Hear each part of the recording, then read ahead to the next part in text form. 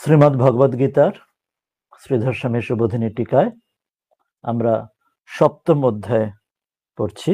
তার 10 নম্বর শ্লোক পর্যন্ত আমরা আগের দিন পড়েছি। আজকে আমরা 11 নম্বর শ্লোক থেকে শুরু করব। আমরা দেখেছিলাম খুব সংক্ষেপে তিনি শ্রীকৃষ্ণ অর্জুনকে আগের 8 থেকে 10 পর্যন্ত 3টি শ্লোকেতে যে কিছু বিভূতির কথা তিনি দেখাচ্ছেন, যেটি বিভূতি যোগে বিস্তার করে থাকবে। এখানে সংক্ষেপে তিনি দেখাচ্ছেন যে কার মধ্যে তিনি বিশেষ রূপে রয়েছেন, কিভাবে। তো সেটি কন্টিনিউ করবেন আরো 2-1টি শ্লোকে, এবং তারপর এর পরের অংশটা তিনি আসবেন। তাহলে আমরা আজকে 11 নম্বর শ্লোক থেকে সপ্তম অধ্যায় শুরু করব। প্রথমে গীতা ধ্যানের আমরা মঙ্গলাচরণ শ্লোকটি পড়ি। ও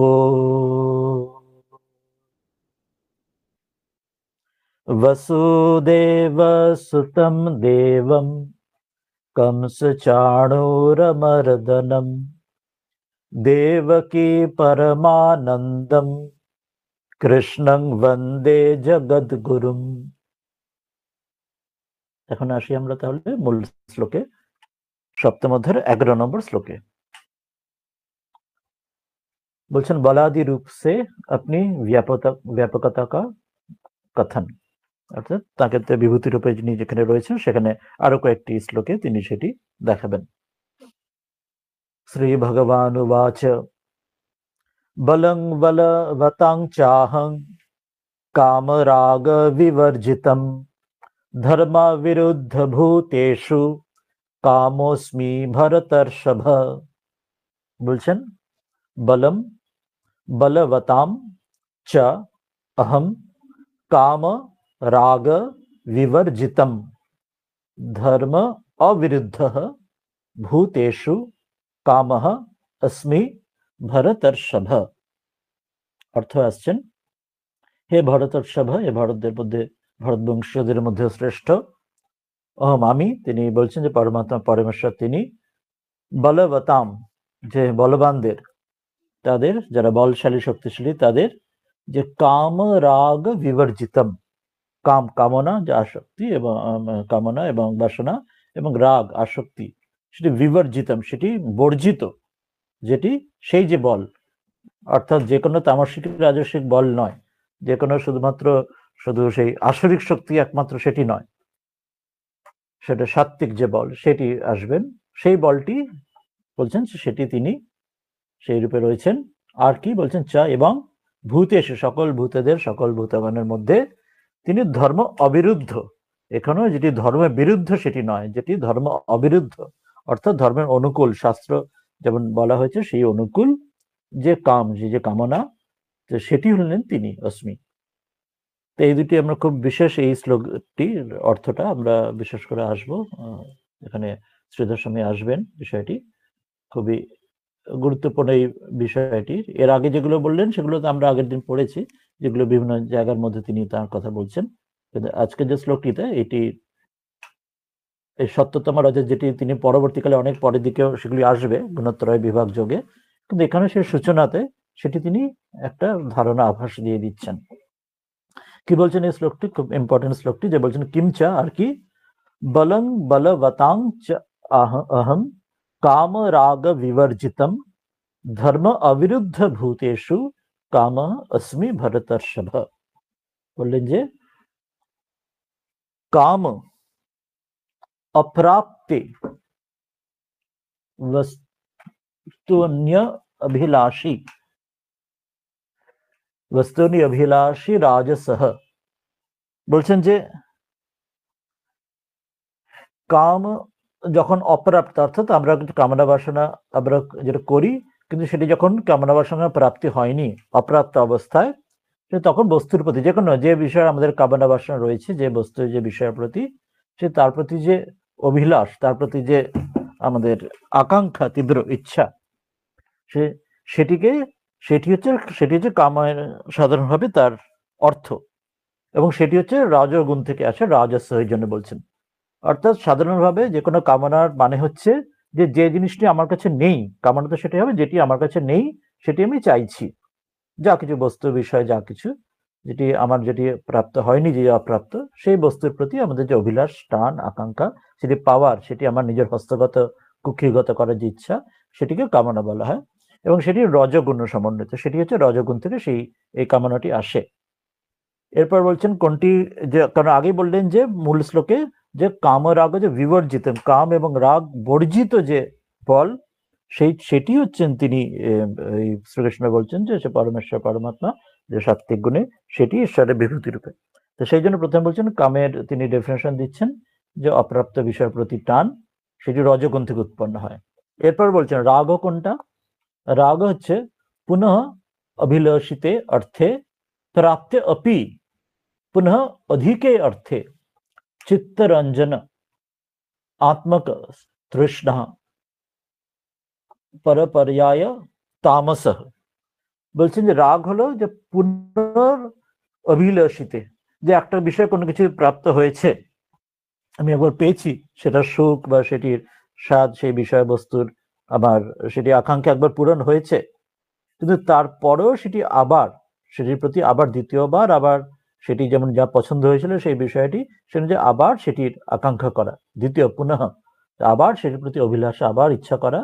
সেই অর্থে যে প্রাপ্তি অপি, সেটা একবার পাওয়া সত্ত্বেও সেটি বারবার, সেটি পুনঃ অধিক অর্থে, সেটা আরো বেশি করে, একবার পেয়েও তো তৃষ্ণা মিটছে না, আবার বারবার যে কোনো বস্তু বিষয়ের প্রতি আমাদের সেটি অভিজ্ঞতা হওয়ার পরেও আবার বেশি করে তার প্রতি টান বাড়তে থাকা, সেই বস্তু বিষয়ের প্রতি, সেটি অর্থে সেটি কেন না চিত্তরঞ্জন, আমাদের যেন মনকে যেন রাঙিয়ে দিচ্ছে, সেটি সেই রঙে যেন রেঙে যাচ্ছে, অর্থাৎ যেন সেটি আমাদের মনকে আরো বেশি করে সেটিকে পছন্দ হচ্ছে, যেটির প্রতি টান ক্রমশ আসক্তি বাড়ছে। যেমন আমরা নেশার ক্ষেত্রে আমরা দেখি, যে কোনো নেশা প্রথমবার থেকে সেখান থেকে অ্যাবোর্ড বাড়তে থাকে, তখন সেখানে ছাড়ানো মুশকিল, সেটি বারবার সেটার পেছনে দৌড়ে। অ্যাডিকশন, যে কোনো বস্তু আমরা জানি, বস্তু বিষয়, সে খাদ্য বস্তু হোক, বর্তমান যুগে অনেক রকম সে থাকতে পারে, নেশা অ্যাডিকশন থাকতে পারে, অন্যান্য যে কোনো বিষয় হোক না কেন, অর্থাৎ সেটা চিত্তকে এমন রাঙিয়ে দিচ্ছে যে সেটা থেকে আর বেরোতে পারছে না। আত্মগত তৃষ্ণা, এবং তাদের তৃষ্ণা অর্থাৎ তাতে আরো বেশি করে তার প্রতি টান, যে তৃষ্ণা, সেটা বাড়ছে। এবং তৃষ্ণ পরপারয়ায় তামস, এবং সেটি তার যে পর্যায়বাচী, সে সেটাই হচ্ছে তার আরেকটি শব্দ, তৃষ্ণা বা রাগ, সেটি বলছেন তার একটা পর্যায়বাচী, সিনোনিমাস, একটা সিনোনিম বলছেন, যে তৃষ্ণা, সেকে তৃষ্ণা নামেও সেটাকে বলা হয় সেটি। তো তাকে সেটি তমগুণ থেকে আসে। ফলে দুটোর মধ্যে পার্থক্য কি? একটি রজগুণ থেকে, একটি তমগুণ থেকে। রজ হচ্ছে প্রথমটি, যেটা যখন আমি পাইনি সেটার প্রতি আমাদের টান, কিন্তু একবার পেয়ে গেলে সেটা যদি আমার আর যে টান হলো না সেটা নয়, সেটা বেশিরভাগ আবার ক্ষেত্রে কি হয়, সেটা বারবার আবার টান আসতে থাকে, সেটা আর এক ধাপ নিচে নেমে গেলাম, রজ থেকে তমতে নেমে গেলাম, এবং সেখানে যে সেটির প্রতি যে বারবার অ্যাডিকশনের যে জায়গায় এসে গেল, যে প্রথমে একটা কৌতূহল, কিউরিওসিটি থেকে আকাঙ্ক্ষা জাগলো, এবং তারপর থেকে এমন আষ্টপৃষ্টে জড়িয়ে গেল, সেখান থেকে আর বেরোতেই পারছে না, নেশার ক্ষেত্রে যেমন হয়। তো সেটি তামস গুণ থেকে, সেটি ওই জন্য রাগের বা আসক্তির আরেকটা নাম হচ্ছে তৃষ্ণা, সেটি।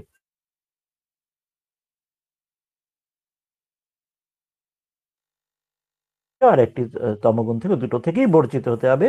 সেই যে শুদ্ধ সত্য যে বল, সেই বলবতাম বলম অহম अस्मि, সেই যে শুদ্ধ যেটা বল, যেখানে রজ এবং তম, এই রাগ এবং কামনা এটি থাকবে না, বর্জিত হবে, সেই যে বলটি, সেটি হচ্ছে পরমাত্মা ঈশ্বরের ঐশ্বর্য। সেটা কিরকম বলছেন? সেটা সাত্ত্বিক হবে, অন্য দুটি রজ আর তম থেকে ছিল, এই কামনা রজ থেকে এবং রাগ বা তৃষ্ণা তম থেকে, আর এটি সত্য থেকে হবে, যেন সাত্বিকম। সেটা কিরকম হবে সেটা বলছেন, এই বলটি বা শক্তিটি, যে স্বধর্ম অনুষ্ঠান সামর্থ্যম অহম ইতিহার্থ।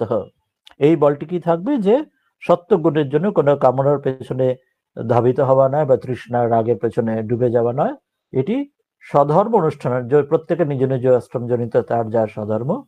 স্বধর্ম মানে আমরা আগেও এটা এসেছি বা পরে আবার আসবি, যে নিঃস্বার্থ পরার্থপর যেটা কর্ম, যে প্রত্যেক যে নিজ নিজ যে শুদ্ধ সাত্ত্বিক, প্রত্যেকে নিজ নিজ অনুযায়ী, তার আশ্রম ধর্ম অনুযায়ী, তো সেই যে স্বধর্ম অনুষ্ঠান, সেই যে তার যে সামর্থ্য, সেটি হচ্ছে বল, অর্থাৎ সেই যে উইল ফোর্স, সেই উইল ফোর্সটা কোনো ভুল পথে নিয়ে যাবে না, ডোবাবে না কামনা বা ওই তৃষ্ণার রাগের দ্বারা, সেটা বরং আমাকে আমার যথাযথ কর্তব্য বোধে আমাকে উদ্বোধিত করবে।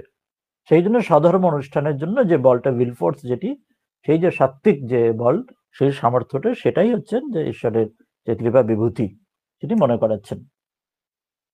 আর এরপরে আসছেন যে ধর্ম অবিরুদ্ধ ভূতেষু কামস্মি ভারতর্ষবে, সেটা উদাহরণ দিচ্ছেন যে যে কাম কোন কামটি সেটা যথাযথ, সেটা বলছেন ধর্ম অবিরুদ্ধ যেটি, সেটা কিরকম উদাহরণ এখানে নিচ্ছেন একটা স্বধর্মেণ অবিরুদ্ধ, যেটা যে স্বধর্মের সঙ্গে নিজ নিজ যারা প্রত্যেক আশ্রম ধর্ম অনুযায়ী, সেটি অনুযায়ী যেটা অবিরুদ্ধ, তার যে অনুকূল, তার বিরুদ্ধ হবে না। যেমন একটা উদাহরণ দিচ্ছেন, যেমন যেমন স্বদ্বারেষু পুত্র উৎপত্তি মাতৃ উপযোগী, যেমন একটা উদাহরণ দিচ্ছেন যে প্রত্যেক গৃহস্থ আশ্রমের ক্ষেত্রে যেমন যে নিজ পত্নীতে সেখানে তার সন্তান উৎপত্তি, তো সেটি একটা উদাহরণ দিলেন যে সেটি হচ্ছে সেই যে কামনা, সেটি হচ্ছে তিনি সেটি ধর্মের অনুকূল, সেটি ধর্মের বিরুদ্ধ নয়। তো সেটি তিনি, তো এখানে দুটো জিনিস ইম্পর্টেন্ট এলো, যে প্রবৃত্তি মার্গের মধ্যেও যে কোনো অভ্যুদয় ধর্ম অর্থ কাম, সেখানেও যথাযথভাবে ঈশ্বরের কৃপাতে সেটি, মানে সেটা ত্যায্য বা সেটা খারাপ নেগেটিভ কোনো অর্থে নয়, সেটাও পজিটিভ, কিন্তু সেটাকে ধর্ম পথে নিতে হবে। ধর্ম যাতে অবিরুদ্ধ হয় সেটি হতে হবে, ধর্ম পথে থাকতে হবে, যে যথাযথ সেই পথে। আর সেটি ওই রাগ এবং যেটা আগে বলা হলো রাগ এবং কাম এবং তৃষ্ণা, রাগ বা কাম এবং তৃষ্ণা, সেটি বিবর্জিত, রজ এবং তমে বিবর্জিত সেটি হতে হবে। তবে সেটি ধর্মপথে, ধর্ম অর্থ কাম যেতে প্রবৃত্তি মা, সেটি যথাযথ হবে। তো এটা একটা ইম্পর্টেন্ট আমাদের মনে রাখার জন্য, যে সেই পথে এগোলে তাহলে সেটি ধর্মের পথ। ধর্মের পথ যেটা ব্যাসদেব বলেছেন, যে সেই পরোপকারায় পুণ্যায় পাপায় পরে পীড়নম, যে পথটা ধর্মের পথ কোনটি, সেই পথের মধ্যে গেলে তোমার যে কর্ম কর্তব্য যা কিছু করবে তোমার আশ্রম ধর্ম অনুযায়ী, সেটি কিন্তু তার মধ্যে যেন পরের উপকার হয় আর পরের পীড়ন যাতে না হয়, যা কিছু তুমি করবে সেটি যদি করো তাহলে সেটি তোমার ধর্মের পথে তুমি রইলে। যদি তার মধ্যে কোথাও পরের পীড়ন হয়ে গেল, তাহলে সেটি কিন্তু সেটি ধর্মের পথ হলো না, সেটি অধর্মের পথ হলো। এই জন্য প্রত্যেক আশ্রম ধর্ম অনুযায়ী সেটা দিয়ে ধর্ম অনুকূল যদি হয়, ধর্ম অবিরুদ্ধ যদি হয়, সেই কামনা বা সেটি থাকলে সেখানে ধর্ম অর্থ কাম সেটি পরিপূর্ণ করলে সেটি অভ্যুদয় প্রবৃত্তির জন্য সেটা খারাপ নয়। সেটা আমাদের চতুর্বর্গ পুরুষার্থের মধ্যে প্রথম স্টেজে সেটা রয়েছে, সেটি পালন করে তারপর নিবৃত্তির দিকে, যেটা মুক্তি বা মোক্ষের দিকে তারপরে যেতে পারে। কিন্তু এই পথটি যেটা খেয়াল থাকে যে এই আমাদের কোনটি যথাযথ পথ, কার জন্য সধর্মের পথ যেটি জানাচ্ছেন সেটি প্রত্যেকের শুদ্ধ সত্য, যে ভাবটি রজস এবং তম বিবর্জিত, তবেই সধর্ম অনুষ্ঠান প্রত্যেকের জন্য আসবে। এরপর আসছেন যে কিঞ্চ, পরের শ্লোকটিতে 12 নম্বর শ্লোকে আসবেন যে परमात्मा सत्ता से त्रिगुणमय संपूर्ण पदार्थ के सत्तावान होने का कथन। এরপরে যে সত্য রজ তমর যে কথাটি, যেটা আগের শ্লোকে যেটি উদাহরণে এলো, যেটি বললেন যে তিনি রজতম বিবর্জিত কিন্তু সত্য গুণে যেটি সধর্মের পথে, সেটি তিনি। এরপর সবগুলোই যে তার থেকেই মূলত, কিন্তু তা বলে রজতম যে সবকিছু যে তার থেকে উৎপন্ন, সেটি তিনি কিন্তু পরে মনে করেছেন। এমন নয় যে তাকে বাদ দিয়ে কিছু নেই, কারণ এখানে তো অদ্বৈত প্রশ্ন, এখানে দ্বিতীয় কেউ নেই। অন্যান্য অনেক মতপথ সম্প্রদায় সেখানে ডেভিল বা শয়তান বা ইত্যাদি ভাব আছে, যে ওই দ্বৈতবোধ আছে। কিন্তু আমাদের এখানে উপনিষদের বেদান্তের যে অদ্বৈত পরম্পরা, সনাতন পরম্পরায় সব সেই এক থেকে উদ্ভূত। যে রজতম যেটা আগেরটা বাদ দিতে বললেন আমাদের সাধনের জন্য, কিন্তু সেটারও মূল্যে যে তিনি আছেন, যে তারই মায়া থেকে আসে, সেটি এখানে জানিয়ে দিচ্ছেন, যেখানে সে অদ্বৈতটা মনে করাচ্ছেন। কি বলছেন এই শ্লোকটিতে, যে ইয়ে চৈব সাত্বিকা ভাবা রাজসাস্তামসাশ্চ ये मत्त एवेति तान् विद्धि नत्वहं तेषु ते मयि। এটা একটা খুব ইম্পর্টেন্ট শ্লোক।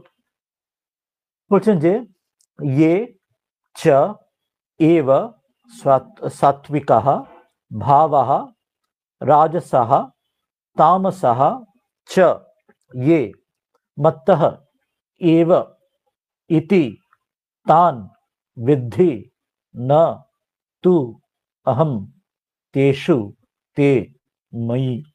কি অর্থ আসছেন, বলছেন যে চার কি আগের শ্লোকের পরে বলছেন, মানে অর্থাৎ তিনি বিভূতির কথাগুলো এই শ্লোকটা দিয়ে তিনি শেষ করছেন। যে আর আগের দিনে 3টি শ্লোকে বলেছিলেন, আজকে একটি শ্লোকে পড়লাম, এই পঞ্চম শ্লোকটাতে তিনি তার যে বিভূতি নানার মধ্যে তিনি রয়েছেন, তো সেটি তিনি এটা দিয়ে শেষ করবেন। শ্রীরামকৃষ্ণ বলছেন না যে যার মধ্যে একটা কোনো বিদ্যা বা সঙ্গীত বা কোনো একটি গুণ যদি বিশেষভাবে আছে, জানবে ঈশ্বরের কৃপা বিভূতি তার মধ্যে আছে, সেই যদি একটু চেষ্টা করে তাহলে সে ঈশ্বর লাভ করতে পারে। কোনো কোনো দিক দিয়ে যদি সে বড় হয়, সে গান বাজনা পড়া বিদ্যা কোনো একটা দিকে যদি হয়, ঈশ্বরের কৃপা তার উপর রয়েছে।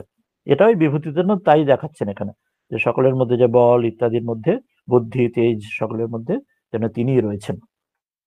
এরপরে বলছেন যে এই শ্লোকটিতে চ এবং এবা ইয়ে যে সাত্বিকা ভাবা, যে সাত্বিক যে ভাবা, যেটা আগেরটা রজ এবং তম সেটি বাদ দিয়ে যেটি সাত্বিক ভাব, সেই যে ইয়ে এবং যে রজগুণ থেকে যে উৎপন্ন যে ভাব এবং তমগুণ থেকে উৎপন্ন ভাব, সবকিছুই কিন্তু আসলে মূলত তার থেকেই, তার অনুসবকে মাত্তাহ, যে তিনি আসলে সবকিছুর সোর্স তিনি।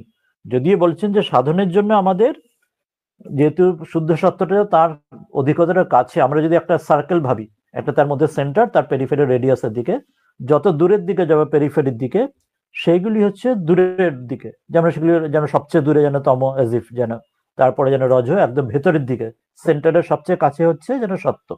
তো সেই জন্য সাধনের জন্য আমাদের সবকিছুই তার থেকে উদ্ভূত, কিন্তু আমাদের সাধনের জন্য আমাদের তম রজ ত্যাগ করে আমাদের সত্যের দিকে যেতে হবে।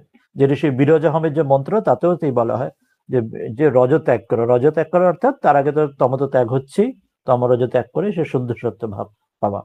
তো এখানে মনে করাচ্ছেন যে সবগুলোই সত্য রজ তম তিনটি তান, যে সবগুলোকে তুমি মত্তহ, যে তার থেকেই, মত্ত ইতি বৃদ্ধি জানো, কিন্তু সবই কিন্তু আমার থেকে উৎপন্ন, পরমাত্মা থেকেই সত্য রজতম তিনটেই কিন্তু উৎপন্ন, এটা কিন্তু জানো।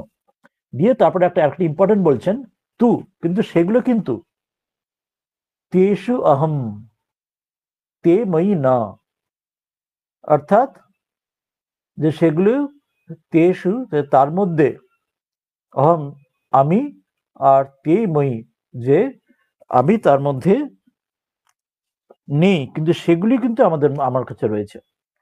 এটা একটা খুব ইম্পর্টেন্ট একটা বিষয় বলছেন, যে দুটো যেন কনফিউজিং প্যারাডক্সিক্যাল কথা বলছেন এখানে, যে তারা সকলগুলো এই সকল তিনটে গুণের কথা বলা হলো, যে তিনি পরমাত্মা পরমেশ্বর যেন তার মধ্যে থাকছেন না, কিন্তু সেই গুণগুলি যেন তার মধ্যেই রয়েছে। এই যে কন্ট্রাডিক্টরি, একজন একজনের মধ্যে নাকি অন্যজন অন্যের মধ্যে আছে, আমাদের কনফিউজিং মনে হতে পারে। যে বলছেন যে পরম ঈশ্বর তার মধ্যে থাকেন না, সেই গুণগুলোর মধ্যে থাকেন না, কিন্তু সেই গুণগুলো ঈশ্বরের মধ্যে থাকে, পরমাত্মার মধ্যে থাকে।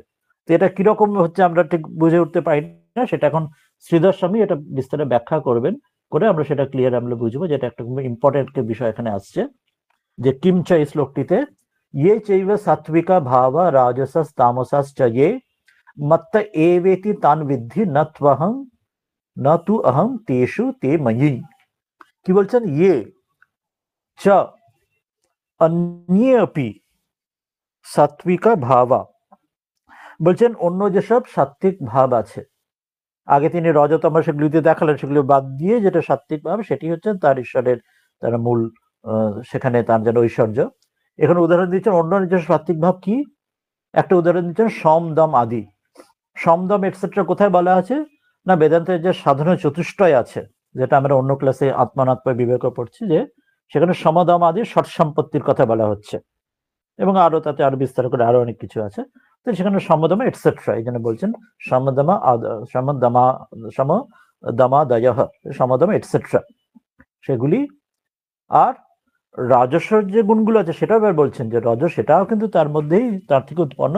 রজস গুণের কি এক্সাম্পল দিয়েছেন? রজসহ চ হর্ষ দর্প আদি, হর্ষ দর্পাদয়, অর্থাৎ হর্ষ আনন্দ, দর্প হচ্ছে সেখান থেকে আমাদের যে যেখানে প্রাইড, যেটা অ্যারোগেন্স আসতে পারে, আমাদের অহংকার আসতে পারে, তো সেই যে দর্প, আর হর্ষ রূপে যেটা হর্ষ আনন্দ আসতে পারে, তো সেইগুলি অর্থাৎ হর্ষ মানে তার মধ্যে সুখ দুঃখ দুটোই এসে গেল, আর তার সঙ্গে দর্প আদি দর্প মোহ সবকিছু এসে গেল। এবার সেটার জন্য এক্সট্রিমে যখন যাবে সম্পূর্ণ, যেটা এই আগেরটা যেমন বলা হয় রাগ অর্থাৎ তৃষ্ণা ডুবে যাওয়া, তো সেটাতে আসছেন তামসা হচ্ছে ইয়ে চাইয়ে, তামস যেগুলো গুণ, কিরকম উদাহরণ দিচ্ছেন? শোক মোহ, যেটি অর্জুনের যেটি হয়েছিল, শোক এবং মোহ, যে আমরা একদম সরো, একদম মরোজ হয়ে যায়, ডুবে যাই, ডিপ্রেশন যেটি আজকের দিনে বলি।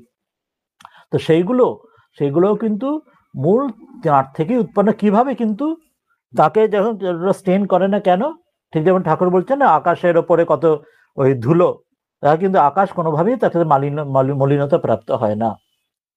কত ধুলো দিয়ে কিন্তু আকাশ বিন্দুমাত্র মলিনতা প্রাপ্ত হয় না। তো সেই রকমই হচ্ছে এখানে বলছেন যে এগুলি কেন আসে, প্রাণীনাম স্বকর্ম বশাৎ জায়ন্তে।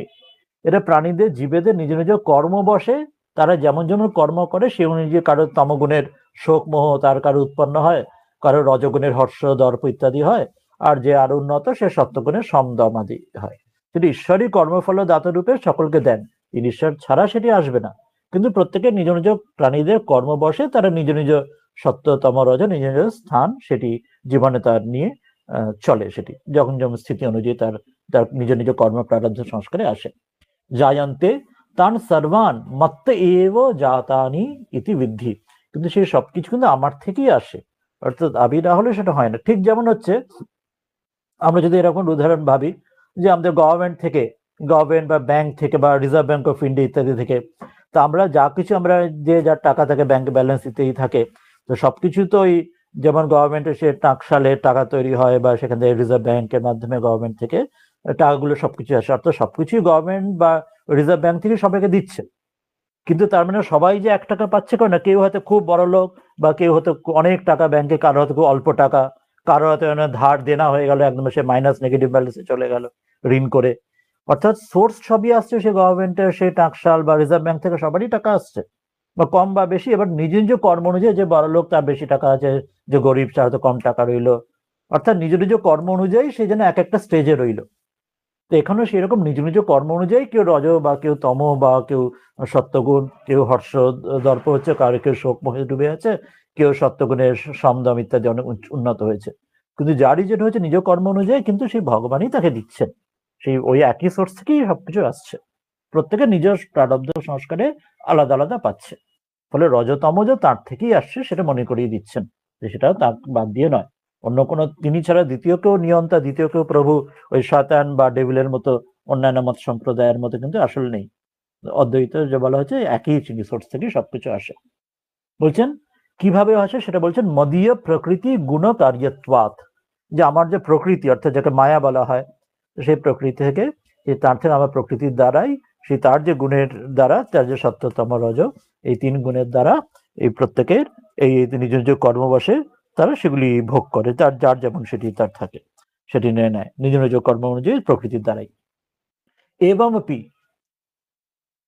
তেষু অহং না বর্তে, কিন্তু তাহলেও তেষু তার মধ্যে আমি কিন্তু নেই। যেটা একটা ইম্পর্টেন্ট বলছেন, যে এই যে গুণগুলো সত্যতম রজে যে গুণের খেলা চলছে জীবেদের মধ্যে, প্রত্যেক জীব প্রাণী সে এক এক স্থিতিতে আছে, কেউ হর্ষ শোক, কেউ সুখ দুঃখ, কেউ শোক মোহ সমদম, কিন্তু তিনি পরমাত্মা কিন্তু সেটার দ্বারা তিনি বিন্দুমাত্র তার এফেক্টেড হন না। সেই যেমন সেই বলা হয় সেই পাকাল মাছ জলে থাকে কিন্তু গায়ে পাক লাগে না, তো সেটা বলছেন সেগুলো কিন্তু এমনভাবে তেষু অহং না বাড়তে, সেগুলো কিন্তু আমাকে বিন্দুমাত্র তাকে এফেক্ট করে না, পরমাত্মাকে এফেক্ট করে না। যেমন সেই নৌকা জলে থাকে কিন্তু নৌকাতে জল থাকে না, যেমন সেরকম বলছেন যে আমাকে বিন্দুমাত্র সেগুলি কিন্তু থাকে না, তেষু অহং না বাড়তে, তার মধ্যে আমি থাকে না। কেন না জীববৎ তদ অধীন অহম না ভাবামি ইতি অর্থ, কেন আমাকে সেটা এফেক্ট করে না বলছেন, যেমন জীবরা যেমন নিজ নিজ কর্ম বসে, নিজ নিজ ভালো মন্দ পাপ পুণ্য বসে সেই সত্যতম রজ অনুযায়ী কর্মফল ভোগ করে, আমি কিন্তু পরমাত্মা কিন্তু ঈশ্বর কিন্তু তিনি কিন্তু জীববাদ জীবেদের মতো তদ অধীন অহং না ভাবামি, জীবরা যেমন সাধারণ মানুষ যেমন জীবেরা যেমন নিজ কর্মের দ্বারা বন্ধনে রয়েছে, ঈশ্বর কিন্তু কোনো কর্মের মধ্যে অধীন অহং না ভাবামি, ঈশ্বর আমি কিন্তু ঈশ্বর কিন্তু তার মধ্যে এই কর্মের মধ্যে অধীন নই। সেই জন্য যদি আমি এগুলো উৎপন্ন করি আমি তার মধ্যে সেই জালেতে আমি যেন বাধা পড়ি না। সেই যে বলছেন সেই মাকড়সার উদাহরণ যেটি আছে, সেই মাকড়সা যেমন মাকড়সা ওই জাল তৈরি করে, জালের ওপরেই থাকে, কিন্তু সেই জালে অন্য কিছু পোকামাকড় ধরা পড়ে আটকে যায়, কিন্তু মাকড়সা নিজে কিন্তু জালে থাকলেও মাকড়সা কিন্তু নিজে জালে বদ্ধ নয়, নিজে যে জালের পদ্ধতি দিয়ে ভালো মতো হেঁটে চলে সব বেড়াতে পারে, কিন্তু অন্যান্য পোকামাকড় সেই জালে আটকে পড়ে, আর কিন্তু মাকড়সাই জাল উৎপন্ন করছে, তার থেকে উৎপন্ন হচ্ছে। তো এইরকম ব্যাপার বলছেন। কেতু মদ অধীনঃ, বলছেন তারা কিন্তু যে অন্যান্য জীব প্রাণীরা কিন্তু জগৎ ভূতগণ কিন্তু মদ অধীন, আমার কিন্তু অধীন, তারা কিন্তু আমার অধীন। কেন না সন্ত অধীন সন্ত ময়ি বর্তন্তে ইতি অর্থ, কারণ তারা আমার মধ্যেই থাকছে বলে তারা আমার অধীন, সেই জন্য তারা যেহেতু তারা আমার মধ্যে অধীনে থেকেই আমার মধ্যে তারা থাকে। ওই জন্য এই শ্লোকটিতে ইম্পর্টেন্ট এখানে বললেন, এই যে শ্লোকটিতে যে মত্ত এবেতি তান বিদ্ধি, এই সকল রজ সত্যতম রজে জগৎ সমস্ত আমার থেকে উৎপন্ন, কিন্তু নতু অহং তেষু তে ময়ি। এই জন্য এই কথাটি বললেন যে নত অহং তেষু, আমি কিন্তু তার মধ্যে বাধা পড়ি না। সে মাকড়সা যেমন জালের মধ্যে থেকেও মাংস বদ্ধ নয়, কিন্তু তে মই, কিন্তু তারা কিন্তু আমার মধ্যে, কিন্তু আমার অধীনেই সকলে রয়েছে, আমার অধীনে রজতম মধ্যে রয়েছে। যেরকম এই মাকড়সা নিজে বদ্ধ নয়, কিন্তু মাকড়সার জালের মধ্যে কোনো অন্যান্য পোকামাকড় এলে তারা বদ্ধ হয়ে যায়। সেটা ওই জন্যই বলছেন নতু অহং তেষু তে মই, আমি তাদের মধ্যে থেকে আমি বদ্ধ হই না, কিন্তু তারা কিন্তু আমার মধ্যে থেকে আমার নিয়ন্ত্রণে, আমি ঈশ্বর কর্মফলদাতা রূপে তাদের নিজ নিজ কর্ম অনুযায়ী আমি তাদের কর্মফল প্রদান করি। এইটা একটা বড় জিনিস, এই যেটা প্যারাডক্সিক্যাল মনে হচ্ছিল, যে কনফিউজিং, সেটা এখানে বলছেন। এরপরে পরে বিষয়টা ওটি আসছেন যে তাহলে যখন এই অবস্থা, যখন এই তিন গুণের যখন এই দ্বারা রয়েছে, এই জগৎ যখন মোহিত হয়ে রয়েছে, তাহলে কি হবে, জীবের উপায় কি হবে? প্রাণী যখন এর মধ্যে রয়েছে, তাহলে তারা এই সংসার চক্র, জন্ম মৃত্যুর চক্র থেকে কি করে বেরোবে, সেই বিষয়টা আস্তে আস্তে আসছেন, শুরু করছেন। বলছেন যে 13 নম্বর শ্লোকে, আমরা মূল শ্লোকটা দেখি। বলছেন আপনি কো ভগবান কো তত্ত্ব সে না জাননে কে কারণ কা কথন। প্রথমে ওটা বলছেন যে কেন তাহলে জীবেদের কি দুর্দশা হয়, যে ঈশ্বর না জেনে যে ওই জালের মধ্যে পড়ে ফেঁসে যায় যেমন, সেটি বলছেন প্রথমে। ত্রিভির গুণময়ীর ভাবৈর এভি সর্বমিদম জগৎ মোহিতং নাভিজানাতি মামেভ্য পরমব্যয়ম। বলছেন ত্রিভি গুণময়ী ভাবৈ এভি সর্বম ইদম জগৎ মোহিতম না অভিজানাতি মাম এভ্যঃ পরম অব্যয়ম। কি অর্থ আসছে?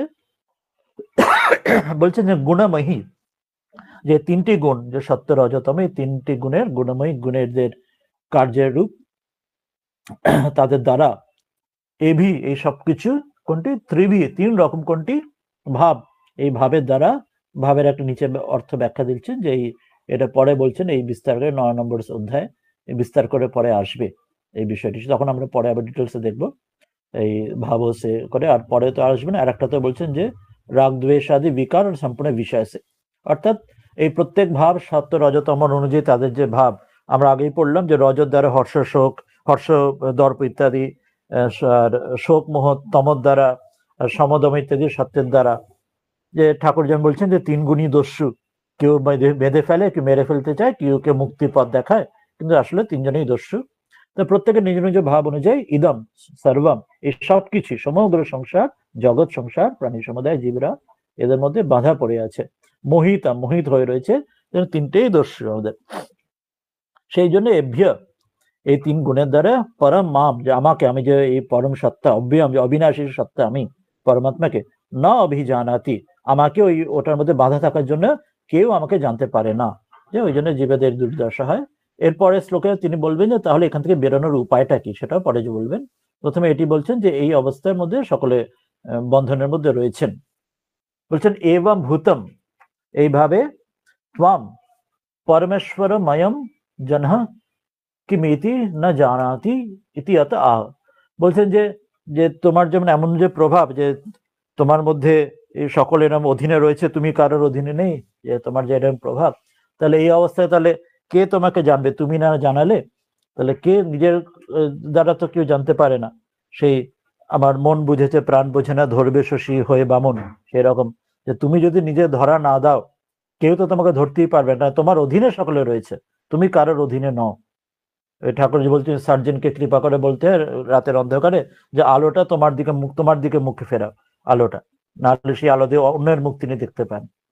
তো সেটাই বলছেন যে তোমার যখন এত প্রভাব, তাহলে তোমাকে তাহলে জানবে কি করে এই পরমাত্মাকে, তাহলে কি জন্য জানতে পারে না, আর কেন সেখানে তোমরা আটকে যায় সকলে। তো সেটা প্রথমে বলছেন, এরপরে তিনি তার উপায়টাও বলে দেবেন। বলছেন ত্রিভি গুণমহির ভাবৈ এভি সর্বম ইদম জগৎ মোহিতং নাভি জানাতি মামেভ্য পরম অব্যয়ম। বলছেন ত্রিভি, তিন রকম, ত্রিবিধই তিন রকম ভাবের, এভি পূর্বোক্ত এর আগে যেটা বলা হলো কোনটা না সত্য রজতম যেগুলি বলা হলো, যেগুলি কাম লোভাদি, কাম লোভ ইত্যাদি সত্যের ক্ষেত্রে ওই সমদম, তারপর কাম লোভ রজ, তারপর শোক মোহ তম ইত্যাদিতে মহাদিবিহি গুণমহির, এই যে গুণময়, এই যে গুণের যে প্রভাব, গুণ বিকারহি, গুণের বিকারে এই সমগ্র জগৎ গুণ বিকারে ভাবে, গুণের বিকারে ভাবের দ্বারা প্রত্যেকের সমগ্র এই যে জগতের সকল প্রাণীরা তার মধ্যে মোহিত হয়ে রয়েছে, সেই স্বভাবই, সে স্বভাবের দ্বারা মোহিতম ইদম জগৎ, এই সমগ্র জগৎ যে তারই, যে মহামায়ার এর মধ্যেই মায়াতি তার সকলে মোহিত হয়ে রয়েছে। সত্যতম রজর এই তিন যে খেলা চলছে, লীলা চলছে, তার মধ্যেই সমগ্র জগৎ মোহিত রয়েছে। অতঃ মাং না অভিজানাতি, আমাকে সেই জন্য কেউ আমাকে বুঝতে জানতে পারে না। এটাতেই সেই ঠাকুর বলছেন পানা পুকুরের জল, যে একবার পানা সরিয়ে দাও আবার সে পানা এসে আবার ঢেকে দেবে, তিনি এরকম করে তার লীলাতে তিনি করছেন মহামায়া।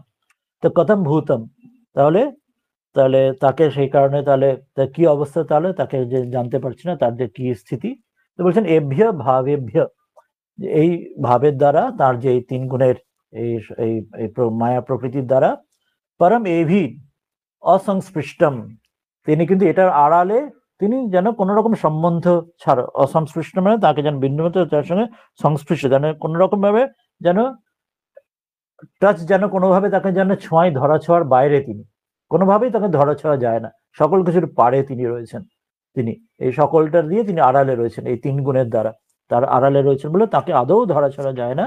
এতেষাম নিত্য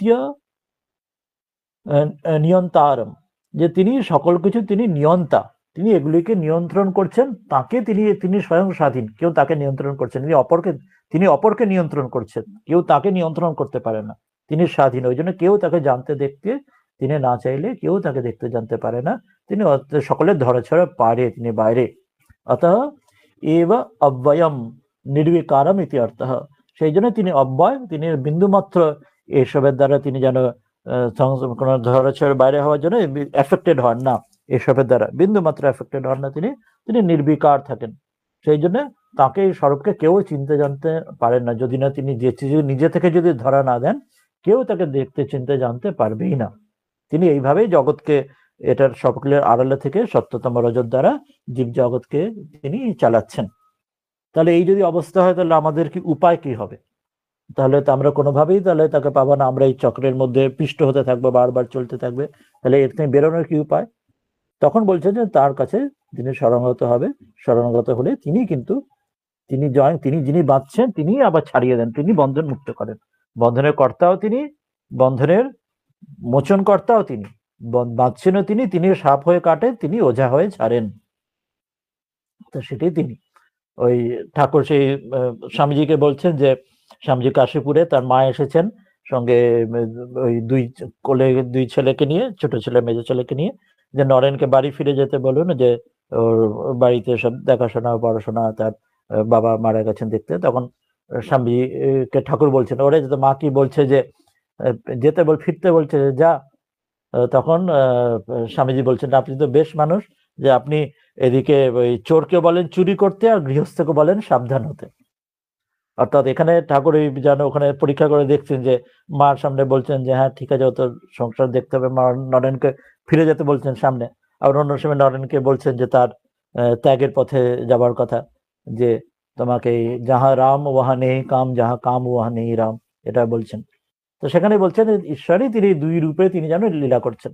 ঠাকুর তাই বলছেন অবিদ্যামায়া এবং বিদ্যামায়া, তিনি এক রূপে অবিদ্যামায় রূপে তিনি বন্ধনে ঢালছেন, আবার তিনি স্বয়ং বিদ্যামায় রূপে মুক্তির পথ তার ব্রহ্মজ্ঞানের চাবিকাঠি তার কাছে দেখিয়ে দিচ্ছেন, দুটোই তিনি করছেন।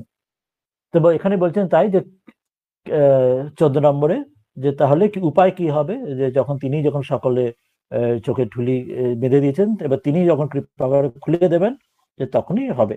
যে ঠাকুর আর একটা উদাহরণ দিচ্ছেন, যে সেই ছেলে মাকে বলছে মা আমার হাগা পেলে আমাকে তুলে দিয়ে বলছেন যে না হাগাই তোকে তোলাবে, তুলতে হবে না। অর্থাৎ যখন ভোগান্তের সময় হবে, যে তার ঈশ্বরের কৃপায় তার একটা ভোগের বিচার করে, ঠাকুর বলছেন ছোট ছোট ভোগগুলি ওটা ভোগ করে সেটিতে ওর পারে যেতে হয়, বড় বড় যে বাসনাগুলি সেগুলি বিচার করে সেখানে ত্যাগ করতে হয়, আর ছোট ছোট বাসনা থাকলে সেগুলি ভোগ করে নিয়ে সেটাকে পারে যেতে পারে। ইত্যাদি। তো এখানে সেই জন্য বলছেন যে কি করে তাহলে তার পারে যেতে পারবে, বলছেন আপনার দুস্তর মায়া সে তরনে কে লিয়ে সহজ উপাকে কথন, যে তিনি যখন বেঁধে রেখেছেন কি করে বন্ধন থেকে মুক্তি হবে, সেটি 14 নম্বরে অত্যন্ত বিখ্যাত একটি ইম্পর্টেন্ট শ্লোক, আমরা অনেকে জানি এটি। বলছেন দৈবী এষা গুণময়ী মম মায়া দুরত্যয়া মামেব ইয়ে প্রপদ্যন্তে মায়া মেতাং তরন্তি তে। বলছেন দৈবী হি এষা গুণময়ী মম মায়া দুরত্যয়া মাম এব ইয়ে প্রপদ্যন্তে মায়াম এতাম তরন্তি তে। খুব ইম্পর্টেন্ট একটি শ্লোক।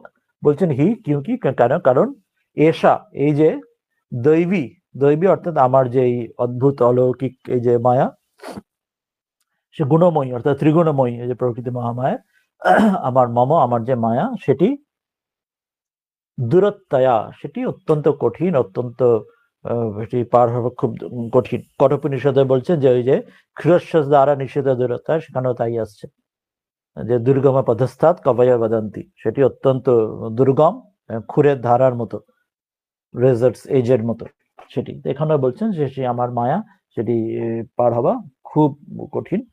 কিন্তু ইয়ে যে পুরুষ যে সাধক মাম আমাকে এব একমাত্র আমাকে নিরন্তর আমাকে একমাত্র প্রপদ্যন্তে আমাকে সে ধরে থাকে, অর্থাৎ আমার শরণ নেয় যে একমাত্র আমাকে ভজনা করে পরমেশ্বর পরমাত্মাকে, সে কিন্তু তে এতাম তিনি সেই সাধক মায়া এই যে মায়াকে আমার যে দুস্তর যে মায়া তরন্তি তিনি কিন্তু এটি লঙ্ঘন করে দেন, এই সংসার সমুদ্রকে তিনি কিন্তু পার হয়ে যান, উল্লঙ্ঘন করে যাতে অর্থাৎ সংসারকে তর যাতে হ্যাঁ।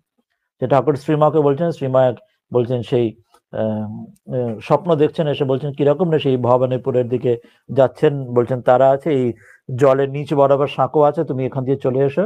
ঠাকুর বলছেন যে আমার রোমাঞ্চ হচ্ছে, তুমি এখন মন্ত্র নাও। বলছেন অর্থাৎ সেই গুরু কৃপা পেলে যে তিনি এই পথ কিন্তু দুস্তর যে কঠিন পথ তিনি কিন্তু যে তার শরণ নেয় তিনি কিন্তু এত কঠিন হলো তার শরণাগত হলে তিনি সেটা পার করে দিতে পারেন। তো এইটি এই বড় এই শিক্ষার কথাটা এটা জানাচ্ছেন এই 14 নম্বর শ্লোকে, মোস্ট ইম্পর্টেন্ট একটি শ্লোকে। বলছেন কে তরহি ত্বাং জানন্তি, তাহলে আপনাকে কে জানতে পারবে। আগের শ্লোকে যেটা বললেন যে যে তোমাকে যখন আমাকে কেউ জানতে পারে না, আগের শ্লোকে বলেছেন যে আমার এই 3 গুণের দ্বারা আমি ঢেকে রাখি, আমার তাতে মোহিত হয়ে কেউ আর আমাকে জানতে পারে না, এর পারে যিনি আমি আছি, আমি সকলের ধরা ছোঁয়া বাইরে। তাহলে বলছেন যে তাহলে কে তাকে তোমাকে জানতে পারে, কি করে জানবে। বলছেন দৈবী ইয়েষা গুণময়ী মামা মায়া দুরত্তয়া মামে ইয়ে প্রপদ্যন্তে মায়াম এতাম তরন্তি তে। বলছেন যে দৈবী অলৌকিক, দৈবী অর্থাৎ অলৌকিক, অত্যন্ত অলৌকিক এটি তার যে মায়া সেটি অত্যদ্ভুত ইতি অর্থ, অত্যন্ত অদ্ভুত, সেটি কোনোভাবেই সেই পায়ে থেকে নিজের তার চেষ্টা করে সে পায় না, সেটা অত্যন্ত অদ্ভুত সে মায়া। সেটা কিভাবে তিনি যে হ্যাঁ কে না কে হ্যাঁ তিনি করতে, সে বলে যে রাখে কৃষ্ণ মানে কে, মানে কৃষ্ণ রাখে কে, যেমন সেটি সম্পূর্ণ তার হাতে সেটি। বলছেন গুণময় তিনি এই 3 গুণের মধ্যে, আর সত্বাদি গুণ বিকারাত্মিকা, এই সত্যবাদী সত্য রজতম এই গুণের বিকারে যে তার যে ত্রিগুণাত্মিকা যে মায়া মহামায়া মম পরমেশ্বর আমার যে পরমাত্মা পরমেশ্বরের যে শক্তিরূপ, আমার যে শক্তিরূপ মায়া মহামায়া সেটি দূরত্বয়া সেটি দুস্তরাহে, সেটি অত্যন্ত কঠিন, সেটি অত্যন্ত দুস্তর, সেটি আদৌ সহজ নয়, যে কি করে কেউ পারে না নিজে থেকে, কিন্তু কি করে পারে সেটা বলছেন যে প্রসিদ্ধম এতৎ, যে এটা সকলে জানে যে সেটা তাকে, কিন্তু নিজে নিজে সেটা হওয়া একদমই সম্ভব নয়। তাহলে কি করে সে পারবে, সেটা তো সবাই বোঝে যে সকলের মধ্যে নিজেকে, কেন, কারণ এটা অবভিয়াস যে প্রত্যেকে আমরা নিজেকে মানে মায়ার যে আমরা নিজেকে শরীর বলে আমরা বোধ করি, সেই জন্যই এত সাধনার প্রশ্ন যাচ্ছে, সকলকে আমরা নিজেরা বদ্ধ আমরা শরীর বোধ করি। তবেই কিন্তু আমরা নিজেরা যতই বইয়ে পড়ছি, বেদান্ত বলছে, যত শুনছি, কিন্তু কিছুতেই সেই বোধ সেটি হয় না, উপলব্ধি হতে চায় না। অর্থাৎ এটা তো অত্যন্ত প্রসিদ্ধ যে আমরা নিজেদের এই ক্ষুদ্র বদ্ধ শরীর বোধ এটি আমাদের রয়েছে, এটা ন্যাচারাল, প্রত্যেকে যে নিজে অজ্ঞানী বলে মনে করছে, যে এটা অত্যন্ত ন্যাচারাল, সবাই জানে। কিন্তু রেয়ার কেউ কেউ কি করে সেটা পার হতে পারে, যে তথাপি যে ইয়ে যে একমাত্র মাম এব ইতি এব কারেণ অব্যভিচারিণা, বলছেন যে একমাত্র যে কেবল যে মাম এব ইতি এব কারেণ, যে এইভাবেই এব শব্দটা যে এলো মূল শ্লোকে যেটা এব আছে, মাম এব যে প্রপদ্যন্তে, যে একমাত্র আমাকেই, যে যে তিনি ছাড়া অব্যভিচারী অনন্য শরণ যে হতে পারে, ওই জন্য অব্যভিচারিণী। অব্যভিচারিণী অর্থাৎ তিনি ছাড়া তার দ্বিতীয় কোনো সাপোর্ট নেই, যে ঈশ্বরই বা গুরুই তার ইষ্টই তার সর্বস্ব, তিনি ছাড়া জগতে আর তার দ্বিতীয় কোনো কোনো কোনো সাপোর্ট তার নেই, সেটাকে একমাত্র তাকে ধরে থাকেন। তো ওই জন্য অব্যভিচারিণা বলছেন, যে অব্যভিচারিণী, যে তাকে ছাড়া অন্য কোনো তার, তিনি অন্য কোনো কিছু, তিনি তার প্রতি টান তার কিছু থাকবে না। সেইভাবে সেই রকম যে ভক্তি, অব্যভিচারিণের ভক্তির দ্বারা প্রপদ্যন্তে, সেখানে যে প্রপন্ন হয় অর্থাৎ যে ভজনা করে এবং শরণাগত হয়, যে একমাত্র আমি ছাড়া আর কেউ নেই। তে মায়া মেতাম, তিনি একমাত্র এই মায়াকে দুস্তরাম অপি, দুস্তর হলেও, অনেক কঠিন হলেও সেই কিন্তু তরন্তে, সে কিন্তু এটাকে পার হয়ে যায়। ওই জন্য ঠাকুর যে দেখাচ্ছেন সেই স্বপ্নের কথা, যে দুস্তর জল রয়েছে, শ্রীমার স্বপ্ন দেখছেন যে আমি যাচ্ছি এই ভবানীপুরের দিকে, তুমি এই জলের উপর দিয়ে, জলের নিচ বরাবর সাঁকো আছে, চলে এসো, তুমি ওই ঠিক পার হয়ে যাবে। তো সেটাই ওদের, দুস্তর জল রয়েছে কিন্তু তার নিচে বরাবর সাঁকো আছে, মানে সে গুরু যে পথ ইষ্টপথ দেখিয়ে দিচ্ছেন অনন্য স্মরণ হয়ে। বা সেই আর একটা কথা আছে, সেই বিভীষণ সে একজনের কাগজে একটা রাম নাম লিখে দিলেন খুঁটে, যে তার বিশ্বাস করে চলে যাও, তুমি এই সাগর পার হয়ে যাবে। তো সেই রকম হচ্ছে যে একমাত্র অব্যভিচারিণী, একমাত্র তার উপরে ভক্তি রেখে যে এগোবে সে পাবে। তত মাং জানন্তি ইতি ভাব, এবং সে সে ভক্তির দ্বারা আমাকে পাবে, মানে হচ্ছে সে আমাকে জানতে পারে, অর্থাৎ সে আত্মার সাক্ষাৎকার, নিজেকে যে ঈশ্বর লাভ যাকে বলি, আত্মলাভ যাকে বলি, সে করতে পারে। এছাড়া আর দ্বিতীয় কোনো উপায় নেই। তো এটা দিয়ে তিনি এই বিষয়টি তিনি শেষ করলেন। এরপরে তিনি পরের শ্লোক থেকে আসবেন যে কারা তাকে পাবার উপযুক্ত নয় আর কারা তার পাবার, অর্থাৎ এবারে তিনি সেই ক্লাসিফিকেশনটা আসবে। এর আগে এর এখনো পর্যন্ত যিনি জেনারেলাইজ করলেন যে এই এই যে অনন্য স্মরণ যদি হয় তাকে, তবে সে পেতে পারে। এরপরে শ্লোকে তিনি আসবেন যে কারা তাকে পেতে পারে না, মানে কোনটা তার ডিসকোয়ালিফিকেশন, কোন কারণে সমস্যার জন্য পেতে পারবে না, যাতে আমরা সাবধান হতে পারি আমাদের নিজেদের জীবনে। আর তারপরে শ্লোকে আসবেন যে যারা পেতে পারে তাদের মধ্যে কি কি ভ্যারাইটি আছে, তাদের সাবটাইপস কি কি, কোন কোন ধরনের সাধক পেতে পারে। তো সেটা তিনি পরপর দুটো শ্লোকে আসবেন, কারা পারে না আর কারা পারে, সেটা মানে একদম টিপিক্যাল তাদের টাইপস বলে দেবেন, বিভিন্ন ক্লাসিফিকেশন বলে, টাইপ এ টাইপ বি যেমন হয় সেই রকম বলে দেবেন। তো এটা আমরা দরকার হলে পরের দিনও নিতে পারি, আজকে 15 মিনিট আছে, যদি কারোর কোনো আলোচনা চর্চার করার থাকে, আগে যে আজকে 4টি শ্লোক পড়লাম, তাহলে সেই আলোচনা চর্চা করে নিতে পারি। আজকে সেক্ষেত্রে 4টে শ্লোক তো পড়লাম, পরের শ্লোকে যাব না। কেউ যদি কিছু বলতে চান, আগের আজকে কতগুলো ইম্পর্টেন্ট শ্লোক পড়া হয়েছে, মাইক্রোফোন অন করে ইচ্ছে হলে কিছু বলতে পারেন, জিজ্ঞাসা করতে পারেন। হ্যাঁ বলুন।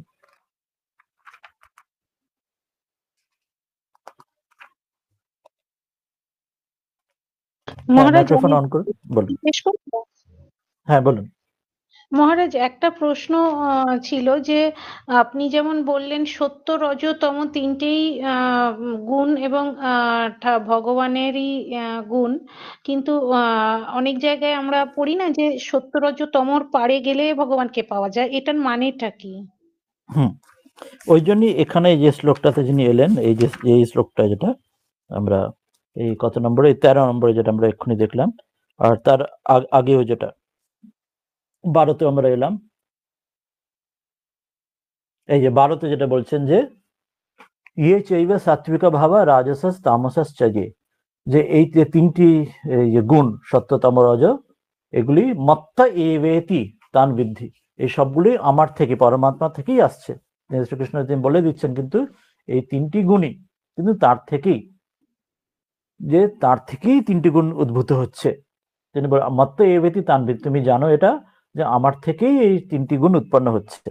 এবার তিনি এটার পারে, ওই জন্য যেটা বললেন যে আমরা জানি তিনি তার পারে, ঈশ্বর তিনি এই সবকিছুর পারে, তার থেকে উদ্ভূত হচ্ছে। ওই জন্য আমরা শিব শক্তি রূপে যখন আমরা বলি, ওই জন্য দুটো ভাগ এইভাবে রয়নি, শক্তির কথা যখন বলছি বা মহামায়ার কথা, তখন তাকে এই তিনটি গুণের কথা বলি, সত্যতম রজ ত্রিগুণময়ী মায়ার কথা ওই জন্য বলি। আর ঈশ্বরকে যখন আমরা প্রসঙ্গ বলি তখন বলি তিনি এসব পারে। উপনিষদে আছে একজন মায়াধীশ আর মায়া অধীন, যে তিনি অর্থাৎ তিনি মায়াধীশ, তিনি মায়ের, সাধারণ জীব হচ্ছে মায়ের অধীনে, আর ঈশ্বর হচ্ছে মায়ের অধীশ্বর তিনি। অর্থাৎ তিনি যেন এখানে সবকিছুর পারে রয়েছেন, আর তার থেকেই যেন এই তিনটি গুণ উৎপন্ন হয়ে এই সমগ্র জগৎ সৃষ্টি করছে, কিন্তু তিনি এটা দ্বারা এফেক্ট হচ্ছে না। ঠিক যেমন ঠাকুর বলছেন সেই সাপের মুখের মধ্যে ওই বিষ থাকে, সাপ অন্যকে কামড়ালে সেই বিষে তার অন্য মারা যায়, কিন্তু সেই বিষে সাপের নিজস্ব বিন্দুমাত্র সাপ বিন্দুমাত্র এফেক্টেড হয় না। তো ঠিক ওই জিনিসটাই হচ্ছে, অর্থাৎ সাপের মধ্যে তিনটে, যেমন সাপের মধ্যে যেমন বিষ থাকে অন্যকে কামড়ায় কিন্তু নিজের ক্ষতি হয় না, সেরকম ঈশ্বর থেকেই এই তিনটি গুণ উৎপন্ন হচ্ছে, সত্য রজত উৎপন্ন হচ্ছে। সেই তিনটি গুণের দ্বারা অন্য সকল জীব বন্ধনে আসছে, মহামায়ার দ্বারা তিনি প্রত্যেক জীব তারা সত্যতম রজ যেমন যেমন আছে বন্ধনে পড়ছে, কিন্তু ঈশ্বর তিনি কিন্তু মায়াধীশ বলে, তিনি মায়ের অধীশ্বর বলে তিনি বন্ধনে আসছেন, তিনি এটার পারে। সেই জন্য এই শ্লোকটিতেই বলে দিচ্ছেন যে মত্ত এবেতি তানবিতি, তাকে জানো যে এই তিনটি আমার থেকে। তারপরে এটি বললেন না তু অহং তেষু তে ময়ি, বলছে আমি কিন্তু তাদের মধ্যে নেই, না তু অহং, আমি সেগুলোর মধ্যে থাকি না, অর্থাৎ সেগুলি আমার মধ্যে থাকে, অর্থাৎ সেগুলি আমার মধ্যে থাকে মানে সেগুলি আমার অধীনে থাকে।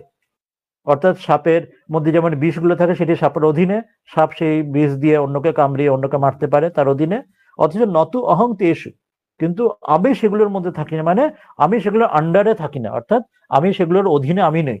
অর্থাৎ সেই বিষগুলো যেমন সাপের নিজের ক্ষতি করতে পারে না, তো সেই রকম বলছেন আমি কিন্তু তাদের অধীনে নেই, আমি কিন্তু স্বাধীন, কিন্তু সেগুলো আমার অধীনে থেকে তারা বিভিন্ন জীবকে প্রাণীদের তাদের নিজ নিজ প্রারব্ধ কর্ম অনুযায়ী তাদের সত্যতম রজে নানা তাদের ভাবেতে তাদের বন্ধনে ফেলে।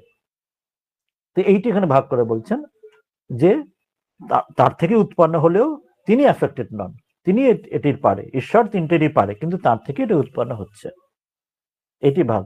এটাই আমরা বললাম যে এটা মোস্ট ইম্পর্টেন্ট, যে আমাদের যেখানে সনাতন পরম্পরায় যে অদ্বৈত যে প্রসঙ্গটা রয়েছে, যে সেই একই সত্তা থেকে সমগ্র জগৎ, সেই তার থেকেই জগৎ উৎপন্ন হচ্ছে, তার মধ্যেই জগৎ থাকছে, তার মধ্যেই জগৎ বিলীন হচ্ছে। তো সেই জন্যই এখানে বলা হচ্ছে তার থেকেই সত্যতম রাজা উৎপন্ন হচ্ছে, কিন্তু তাকে এফেক্ট করছে না, বাকি জীবদের এফেক্ট করছে। ঈশ্বরই জীব জগৎ হয়েছেন, কিন্তু ঈশ্বর জীবেরদের মতো কর্মের বন্ধনে পড়ছে না, কিন্তু বাকি সাধারণ জীবেরা সেই সত্যতম রাজার কর্মের বন্ধনে পড়ছে। আর ঈশ্বর কিন্তু কর্মফল দাতা রূপে তিনি স্বাধীন হয়ে তাদের কর্মফল দিচ্ছেন নিজ নিজ কর্ম অনুযায়ী। এটাই আমরা বললাম যে অন্যান্য যে মতপ্রদ সম্প্রদায় যেখানে আছে, যেখানে ক্ষেত্রে শয়তানের কথা বলা হয়, ডেভিলের কথা বলা হয়, সেখানে তারা দ্বৈত পরম্পরাটা নেয়, যে ভালোটার জন্য তার গড বা ইত্যাদি তাদের ওই নামটা নেয়, আর কিন্তু যেখানে নেগেটিভ গুলো সেটার জন্য উৎপত্তির জন্য তারা ওই ডেভিল বা শয়তান ইত্যাদির প্রসঙ্গ নেয়। কিন্তু আমাদের পরম্পরায় যেটি বলা হচ্ছে যে যদি একই সত্তা থেকে আসছে, সত্যতম রজ সবই তার থেকে আসছে, কিন্তু তিনি স্বয়ং তাদের সেই বন্ধনে তিনি এফেক্টেড হন না বিন্দুমাত্র। ওই যেমন ঠাকুর বলছে সূর্যের আলোতে কেউ ভালো কাজ করছে সে সত্যের কাজ, আর কেউ খারাপ কাজ করছে সূর্যের আলোতে যে চুরি ডাকাতি করছে সে তমরজর কাজ করছে, কিন্তু সূর্য কিন্তু কোনোটাতে এফেক্ট নন, কিন্তু সূর্যের আলোতেই যে ভালো করছে বা যে খারাপ করছে, সূর্য রয়েছেন বলে তবেই করতে পারছে, কিন্তু সূর্য তার ভালো মন্দে পাপ পুণ্যে এফেক্টেড হচ্ছেন না। এইরকম এই বিষয়টার কথা এখানে বলছেন, ওই জন্য মোস্ট ভেরি ইম্পর্টেন্ট। এটা প্রথমটা কনফিউশন লাগে, প্যারাডক্সিক্যাল লাগে, যে নতু অহং তেষু তে ময়ি, যে আমি তাদের মধ্যে নেই কিন্তু তারা আমার মধ্যে থাকে, কি অর্থটা এইভাবে আসছে। হ্যাঁ, এটা নিয়ে কোনো প্রশ্ন বা বোঝা গেল? পারে চলে যাওয়া মানে এটা কি, মানে সত্য রজতমর পারে চলে গেলে ভগবানের মানে পাওয়া যায় ভগবানকে, এই কথাটার মানে হ্যাঁ, এটা যেমন বেদান্তের দিক দিয়ে যখন ওই বিষয়গুলি থাকে, যেটা জাগ্রত স্বপ্ন সুষুপ্তি এই তিনটে পারে যে তুরীয় যেখানে বলা হয়, এটিও গীতাতে পরে আসবে। অর্থাৎ পারে যাওয়া মানে আমরা যতক্ষণ আমরা নিজেকে ভাবছি, ওই বললাম নিজেকে আইডেন্টিটি নিয়ে থাকি আমরা প্রত্যেকের, নিজেকে আমরা শরীর ভাবছি, এছাড়া নিজস্ব প্রত্যেক আইডেন্টিটি, আমাদের কত আইডেন্টিটি আছে, আমাদের স্ত্রী পুরুষ ডাক্তার ইঞ্জিনিয়ার গৃহস্থ সন্ন্যাসী, প্রত্যেকের একটা উপাধি তৈরি হচ্ছে। এরকম ভাবলে আরো কত উপাধি আমার আছে আমাদের প্রত্যেকের নিজস্ব, কেউ নিজের বাবা রূপে, সন্তান রূপে, কেউ ভাই রূপে, বোন রূপে, কত রকম আমাদের এক একটা করে আইডেন্টিফিকেশন আইডেন্টিটি তৈরি হচ্ছে সমাজে জগতে। এবারে কিন্তু আসল যে আমার সত্তা, সেটা কিন্তু কোনো আইডেন্টিটি নয়, এর মধ্যে ভালো আইডেন্টিটি খারাপ আইডেন্টি, কারোর চোখে আমি তো ভালো, কারোর চোখে আমি তো খারাপ, কেউ হয়তো ভালোবাসে, কেউ হয়তো ঘৃণা করে। তো আমার জগতের সমাজে নানা রকম আইডেন্টিটি আছে, ভালো মন্দ মাঝে নানা রকম আছে, ওই তিন দস্যুর মতো, কিন্তু আসল যে আমি, সত্য যে আমি, সেটা কিন্তু এই কোনো আইডেন্টিটি নয়, সেটা হচ্ছে এটার পারে যেটা আমি যে নিত্য শুদ্ধ বুদ্ধমুক্ত আত্মা, অর্থাৎ এই যে সত্যতম রজ যে আইডেন্টিটি কোনোটাই কিন্তু আমার আইডেন্টিটি নয়, যেটা সংসারে জগতে নিয়ে আমি ঘুরি, থাকি, চলি, ব্যবহার করি, সমাজে আচরণ করি, কোনোটাই নয়। ওই যেমন উদাহরণ একটা হচ্ছে একটা স্ফটিক, যেটা প্রিজম, যেটা যেটা একদম স্বচ্ছ, ট্রান্সপারেন্ট, একদম একদম ট্রান্সপারেন্ট, কোনো রঙই নেই তার, কিন্তু তার পাশে যদি একটা লাল ফুল আনি তার স্ফটিকটাকে লাল মনে হবে, আবার নীল আনে নীল, সবুজ আনলে সবুজ মনে হবে, কিন্তু আসল স্ফটিকটি কিন্তু কোনো রঙই নেই। তো সেই রকম হচ্ছে যে সত্যতম রজ যেগুলি, তো সেগুলি হচ্ছে আমাদের ওপর এক একটা ওই উপাধির মতো, মানে আমাদের কাছে আসছে, কিন্তু আসলে আমার যে মূল সত্তাকে বিন্দুমাত্র এফেক্ট করছে না। আমি আসলে স্ফটিকের মতোই ট্রান্সপারেন্টলি থাকছি, কিন্তু ওটার প্রক্সিমিটির জন্য আমাকে যেন ওই যেমন লাল ফুল নীল ফুলের জন্য স্ফটিককে লাল নীল সবুজ মনে হচ্ছে, কিন্তু ওটা মনে হচ্ছে আসলে আসলটা আসলে আছি, আসলে আমি ট্রান্সপারেন্ট রয়ে গেছি। কিন্তু এটা পারে যাওয়া মানে হচ্ছে আমার এই আইডেন্টিফিকেশন, যা ফলস আইডেন্টিটি, যেটা যে আমার সমাজে আইডেন্টিটি, সেটা দূর করে আমি নিত্য শুদ্ধ বুদ্ধমুক্ত যে আত্মা সেটি করা। সেটা বেদান্তের জ্ঞানের দৃষ্টি দিয়ে, বা সেটা যদি ওইভাবে না পারি ভক্তের দৃষ্টিতে ঠাকুর যেটা বলছেন, আমার কাঁচা আমি, যেটা কাঁচা আমিতে যেটা আমার বোধ হয় যে আমি এইসব সংসারে, সেটা সরিয়ে পাকা আমি করা, অর্থাৎ ঈশ্বরের সঙ্গে সম্পর্ক জোড়া। ওই ঈশ্বরের আমি তার দাস, আমি তার সন্তান, যে ঈশ্বরের সঙ্গে ভাবগুলি আছে শান্ত, দাস্য, সখ্য, মধুর ইত্যাদি, সেটি পাকা আমি করা, তাহলে এই বন্ধনগুলো কাটে। তো এটি হচ্ছে পারে যাওয়া। জ্ঞানের দিক থেকে হলে হয় নিত্যশুদ্ধ বুদ্ধমুক্ত আত্মা, সেটা খুব কঠিন, আর না হলে ভক্তের দৃষ্টি হলে কাঁচা আমি থেকে পাকা আমি, ঈশ্বরের সঙ্গে একটা সম্বন্ধ পাতানো, এটি। হ্যাঁ বলুন, আরো একজনের বোধহয় হাত তুলেছেন, আর বলুন। মহারাজ, বিদ্যা মায়াটা একটু বলবেন? হ্যাঁ, এটি ঠাকুর কথামৃতে উল্লেখ করছেন, বিদ্যা মায়া এবং অবিদ্যা মায়া। বলছেন যে অর্থাৎ সেই একই মহামায়ায় তিনি এক রূপে বন্ধনে ফেলছেন, আর এক রূপে তিনি মুক্ত করছেন। অর্থাৎ তার সঙ্গে ওই যেমন তন্ত্রের সাধনাতে আছে বীরভাব ইত্যাদি নানা রকম সাধনাতে আছে, তা সেই রকম হচ্ছে যে অবিদ্যা মায়া না, তিনি রকম যেন তিনি আমাদের নানাভাবে, যে এই যে পথের আমরা যখন পথে যাই, যে তিনি আমাদের ওই কর্ম এইসব বন্ধনের মধ্যে, সত্যতম রজর বন্ধনের মধ্যে ফেলছেন। আর বিদ্যা মায়া যখন হচ্ছেন, তিনি একরূপে আমাদের বন্ধন মুক্ত করতে সাহায্য করছেন। মানে সেই মহামায়াকেই তিনি, বা মায়াকে তিনি, বা প্রকৃতিকে, নানা সবগুলি পর্যায়বাচী সিনোনিমাস শব্দ, কখনো প্রকৃতি বলা হয়, কখনো মায়া বলা হয়। তো তাকে দুভাবে ঠাকুর বলছেন, এটা মানে একই বিষয়, ঠাকুর ওইভাবে ব্যাখ্যার জন্য সহজ করে বলছেন যে তিনি কারণ বন্ধনের কর্ত্রী, তিনি সত্যতম রজতে তিনি বাঁধছেন, আবার তিনি বিদ্যা মায়া রূপে তিনি বন্ধন মুক্তি করতে দিতে পারেন, তিনি বন্ধন কেটেও দিতে পারেন, অর্থাৎ তার হাতেই সবকিছু। কাশীতে যেমন আছে না, ঠাকুরের সেই দর্শন হলো যে মহামায়া তিনি জীবের সেই সংস্কার সব বন্ধন কেটে দিচ্ছেন, আর শিব তাকে তারক ব্রহ্ম নাম শোনাচ্ছেন। তো এরকম তখন বিদ্যা মায়া রূপে তিনি আমাদের সকল বন্ধন কেটে দিয়ে তিনি আমাদের স্বয়ং আমাদের স্বরূপের সঙ্গে তিনি সাক্ষাৎকার করাতে পারেন। তো তিনি ওই যে তার শরণাগত হলে তিনি করে দেন। আবার অবিদ্যা মায়া রূপে তিনি যতক্ষণ না আমাদের এই সংসারের যে ভোগ, ঠাকুর যে বলছেন যে মা ঠিক আছেনি, এবার ছেলে যখন খেলা নিয়ে খেলতে চায়, তখন মা বলছে ঠিক আছে খেলতে চায় তাই খেলুক, মা তখন আরো খেলনা এগিয়ে দেবে। ছেলে যখন পয়সা চাইছে যে যে মা আমাকে যদি পয়সা দিয়ে আমি একটু এই খেলনা কিনবো, বা আমি কিছু খাওয়া খাবো, মা তখন বেজারে, মা ঠিক আছে, অত ছেলে এখন কাঁদছে, আর দুটো পয়সা দিয়ে দেয়, ছেলে তখন ওই নিয়ে খেলনা খেলতে থাকে। মা তখন ভাবে ঠিক আছে খেলতে চায় খেলুক। আবার যখন ছেলে আর খেলতে চায় না, তখন সে কান্নাকাটি করে, তখন মা গিয়ে তাকে কোলে তুলে নেন, যে এখন এবার সে মা মা বলে ডাকছে, তখন মাকে কোলে তুলে নেন। অথবা উল্টো যদি হয় যে ছেলে কোনো খেলতে গিয়ে সে পড়ে গেল, কেটে গেল, ছড়ে গেল, তখন মা দৌড়ে গিয়ে তাকে তখন কোলে তুলে নেন। অর্থাৎ আমরা যেটা, ওটাই হচ্ছে সাফারিং, যে একটা আমার মানে আমাদের একটা ব্লিস ডিসগাইজ আমাদের বলতে পারি। সাফারিং যখন হয়, কোনো কষ্ট যদি হয়, সেটা একরকম আমাদের আশীর্বাদ, ভগবানের আশীর্বাদ হয়, ব্লেসিং ইন ডিসগাইজ।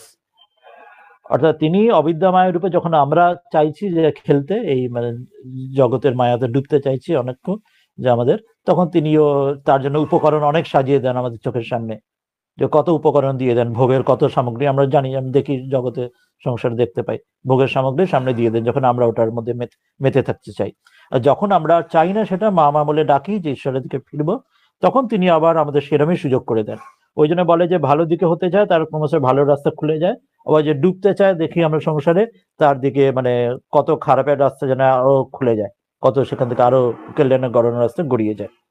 আর অন্যটা হয় যখন বরং কোনো ধাক্কা পেলাম, তখন ওই suffering is a blessing in disguise, তখন মা নিজে গিয়ে দৌড়ে তুলে নেন, যখন ছেলে পড়ে কেটে গেল, মা নিজে গিয়ে দৌড়ে গিয়ে তাকে ছেলেকে তুলে নেন, তো সেই রকম যদি আমরা কোনো বড় কোনো ধাক্কা পাই জীবনে, তখন যেন আমাদের মোড় ফিরে যায়, তখন আমাদের চোখ খুলে যায়, জ্ঞান চক্ষু যেন আমরা বৈরাগ্য যেন জাগে, ক্ষণিকের জন্য হলেও যেমন জাগে। তো সেটাই হচ্ছে এই দুটো পার্থক্য, একটা বিদ্যামায়া অবিদ্যামায়া। এই একই মা, তিনি কখনো এই রূপে আমাদের সঙ্গে রয়েছেন, কখনো তিনি ওই রূপে রয়েছেন, আমাদের কর্ম প্রারব্ধ অনুযায়ী তিনি কৃপা করছেন সেইভাবে। এটি বোঝাতে চাইছেন। হ্যাঁ বলুন। মহারাজ, ওই আমরা এই যে পড়াশোনাটা কি এই যে যেমন এটাও তো একটা মায়া, হ্যাঁ, তো এইটা কি মানে পড়াশোনা বলুন বা এই যে শাস্ত্রপাঠ বলুন, আহ, যেটাই বলুন, এগুলোও তো একটা মায়ার মধ্যেই পড়ে।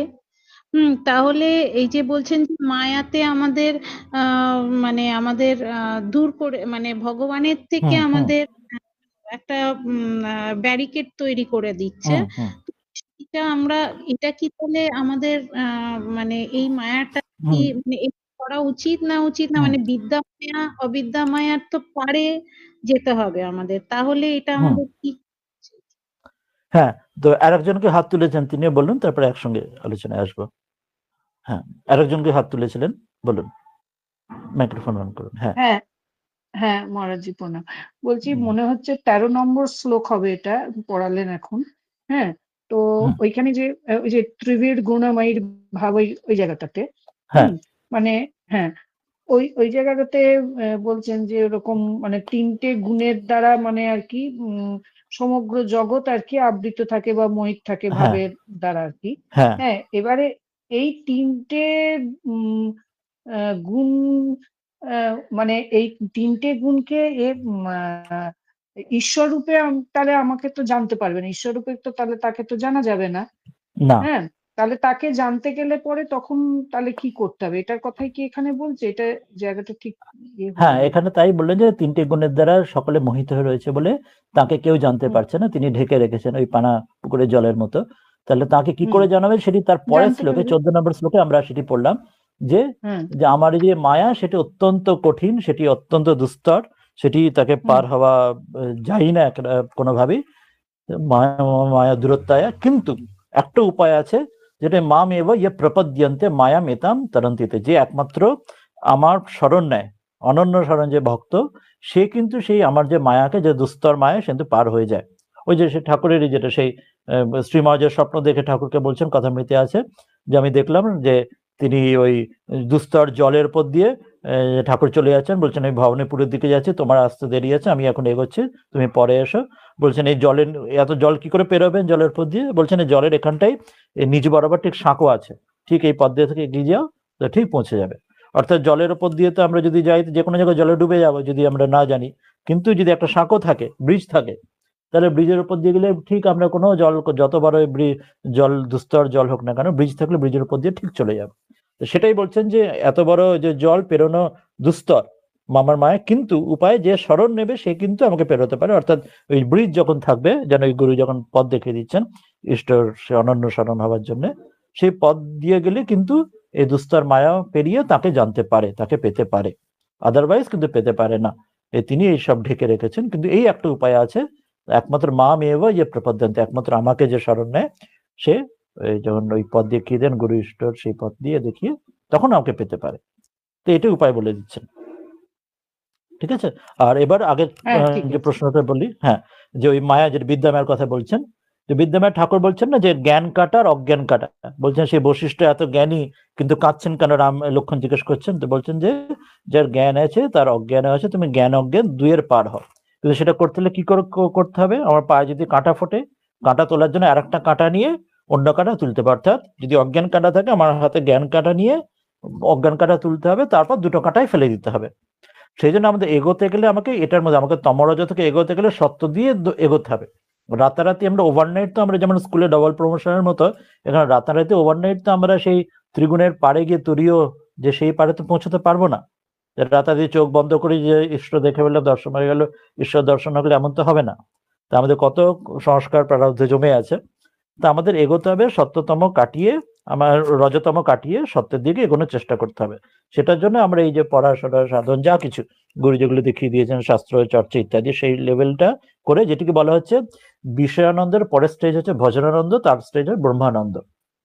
তো বিষয়ানন্দ যখন ডুবে আছে সেখান থেকে ওভারনাইট ডবল প্রমোশন করে ব্রহ্মানন্দ পেতে পারি না, আমাকে ভজনানন্দ অর্থাৎ সাধনের মধ্যে দিয়ে এগোতে হবে। তো সাধনটা কি সাধন? এই 4টে যোগেরই সাধন যেটা গুরু দেখিয়েছেন, এই জপ ধ্যান পূজা যেমন যা বলছেন, কর্মযোগের সাধন যা করছি চেষ্টা করছি, আর জপ ধ্যান রাজযোগের যেমন সাধন চেষ্টা করছি, ভক্তি যোগের আমাদের ঈশ্বরকে ভক্তি করা, পূজা, এই স্তোত্র, ভজন ইত্যাদি করছি, আর জ্ঞান যোগের এই বিচার করা, এই শাস্ত্র পাঠ ইত্যাদি করছি। ফলে এটার মধ্যে দিয়ে এগোতে হবে, অর্থাৎ ইন্টেলেকচুয়াল লেভেল করে তারপরে স্পিরিচুয়াল লেভেল, তারপরে এগোবো। যদি সেটার পারে যদি মন যদি ওই ঊর্ধ্বে চলে যায়, যেমন শ্রীরামকৃষ্ণ ক্ষেত্রে মহাপুরুষদের ক্ষেত্রে যেটা হয়েছে, যে আমার ন্যাচারালি আমার মন, ঠাকুর যেটা বলছেন না, সেই সন্ধ্যা গায়ত্রীতে লয় হয়, গায়ত্রী ওমকারে লয় হয়, যখন জানবে যে তোমার রাম নাম করলে বা হরিনাম করলে রোমাঞ্চ হচ্ছে, অশ্রু যাচ্ছে, তখন এত কিছু তোমার এই সন্ধ্যা বন্দন ইত্যাদি, এত যে ওই বাইরের যে এক্সটার্নাল রিচুয়াল সাধন, বা তখন এইসব বই পড়া, শাস্ত্র পড়া, এত কিছু করতেই হবে না। কিন্তু সেটুকু করার জন্য আমাদের এইসব করতে হচ্ছে। এখন জপ ধ্যান বা পড়াশোনা, শাস্ত্র পাঠ ইত্যাদি যা কিছু আমরা চর্চা করি যেগুলি, সেটা ওই জন্য করতে হচ্ছে, মনটা যেহেতু না হলে, ওটা না হলে মনটা ন্যাচারালি নিচের দিকে নেমে আসবে, আমাদের মনটা ওটা সংসারের এই যাবতীয় এসব বিষয় দিয়ে নামবে। আমাদের মন তো ওই উচ্চতে হয়নি যে ওটা একটা সাপোর্ট সিস্টেম নিচ্ছি, ওটা না হলে যখন ন্যাচারালি যে মনটা সবসময় ভগবানই যদি থাকে, ন্যাচারালি ভগবানই থাকছে, ওখানে নামছেন, তাহলে তো এসবের দরকারই লাগবে না। আলাদা করে জপ ধ্যান সন্ধ্যা বন্দনা সে নিয়ম করে বসা বা এই বই পড়া, শাস্ত্র পড়া ইত্যাদি লাগবেই না, তখন ন্যাচারালি মনটা ওখানে রয়েছে, ঈশ্বরে রয়েছে। চৈতন্যদেবের শিক্ষাষ্টম ক্রমে রয়েছে যে সবসময় যেখানে তিনি ঈশ্বরকে তিনি প্রার্থনা করছেন যে জগন্নাথকে, কৃষ্ণকে, যে আমাকে ওই ওই বৈরাগ্য, ওই আমাকে তার দর্শন বা তার এই বিরহর সেটি দিতে। তো সেটা ওই উচ্চ যখন যখন থাকছে, তখন তাদের বাইরের কোনো কিছু শাস্ত্র পড়াশোনা সাপোর্ট কিচ্ছু লাগছে না। কিন্তু আমাদের যদি ভাবি কোন রকম সাপোর্ট ছেড়ে 24 ঘন্টা মন কি ঈশ্বরে থাকবে? থাকবে না। আমাদের মনটা তখন অন্যান্য নানা সংসারে জাগতিক নানা জায়গায় ঘুরে ফিরে বেড়াবে। তা সেটা যে অন্তত ওই নিচে যাতে না যায়, ওই জন্য একটা ভালো জায়গা নিয়ে থাকা।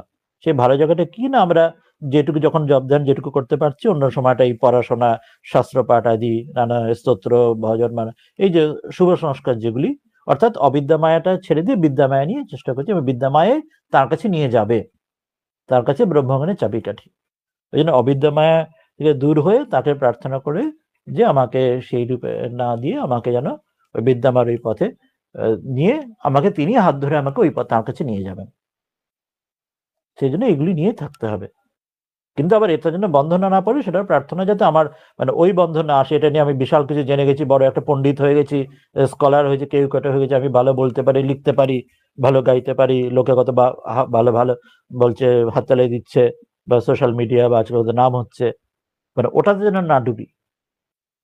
এটা যেন আমার নিজের সাধনার জন্য এই যা কিছু আমরা করছি সেটা হয় নিজের উন্নতির জন্য, এবং নিজের উন্নতির সঙ্গে তার দ্বারা যদি কারোর অন্য কোনো আমার এই পথে যারা চলছেন তাদের যদি কোনো কাজে লাগে, সেটাও হবে তাদের তাতে। এইটার বোধটা আমার থাকে, যাতে অহংকারও না জাগে এই সব কিছু আমরা সাধনার শাস্ত্র যা কিছু করছি, এই ব্যালেন্সটা দরকার। এটি জানতে চাইছিলেন তো বিদ্যা মায়ের প্রসঙ্গে? হ্যাঁ মহারাজ, খুব হ্যাঁ। ভালো লাগে, মানে ক্লিয়ার হলো একদম। হ্যাঁ, ওই জন্য এটা খুব দরকার এটা, আর ওইটা তার সঙ্গে সাবধানতাটা দরকার। আর যখন মনে ন্যাচারালি ওই জায়গায় পৌঁছে যাবে, তখন এসব কিছু লাগবে না। কিন্তু সে তো কার কবে হবে, যার হয়ে গেছে, আমাদের মধ্যে যারা হয়েছে, আর কিন্তু যাদের হয়নি, তাতে এই জীবনে হোক বা পরের জন্মে যতদিন না হোক, সেটা হলে তখন বলার দরকারই লাগে না, তখন ন্যাচারালি তাতে মন ওই জায়গায় চলে যাচ্ছে তাদের। সেখানে ওই যেমন প্রহ্লাদের আছে না, ঠাকুর বলছেন, স্বামীজি বলছেন, প্রহ্লাদের ক বলতে কৃষ্ণ হতো, তাতেই তার সমাধি হয়ে যাচ্ছে। কিন্তু তোদের তো উল্টো, স্বামীজি বলছেন, তোরা যেন পেল্লাদের দলে যাস না। অর্থাৎ আমরা পড়াশোনা ফাঁকি দেওয়ার ভয়, যে আমাকে অত খাটতে পড়াশোনা কি হবে, বাইরের ভেকসে যে আমরা ফাঁকি দিচ্ছি, উল্টোটা হয়ে যায় বেশিরভাগ। তো সেই জন্য ওই যে পড়াশোনাটা ভীষণ দরকার।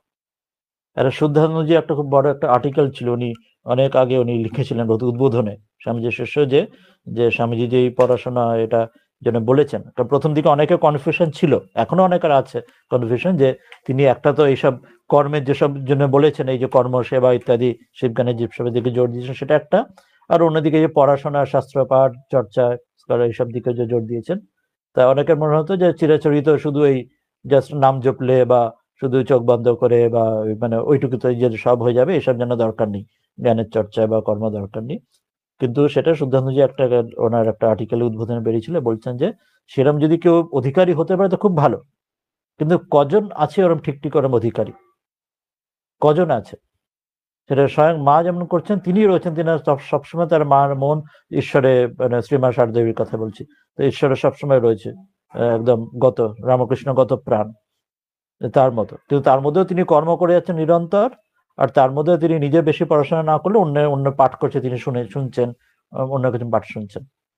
কিন্তু আমাদের সেই উচ্চ জায়গা কোথায়, যে আমরা যদি ওটা ছেড়ে দিই, যে কর্ম না করে কোনো বা জ্ঞান চর্চা না করে সারাদিন মন ঈশ্বর ডুবে থাকবে শ্রীরামকৃষ্ণের মতো, এরকম কজন সেই যোগ্যতা অধিকারী আছে? খুব রেয়ার, বা হয়তো নেই, বা খুবই কম আছে। সেই জন্য খুব দরকার, একই সঙ্গে সাবধানতাটাও দরকার, যাতে ওটা আমাদের ডুবিয়ে আনে, অহংকার যাতে না হয়, সেটাও খেয়াল। তাহলে আজকে কি এটা দিয়ে শেষ করব? আর কোনো প্রশ্ন না থাকলে এই গীতা ধ্যানের এই শ্লোকটি দিয়ে শেষ করি। তবে কেউ তো প্রশ্ন নেই মনে হচ্ছে। ও মূকং করোতি বাচালম পঙ্গুম লঙ্ঘয়তে গিরিম यत्कृपातमहं वन्दे परमानन्दमाधवम्।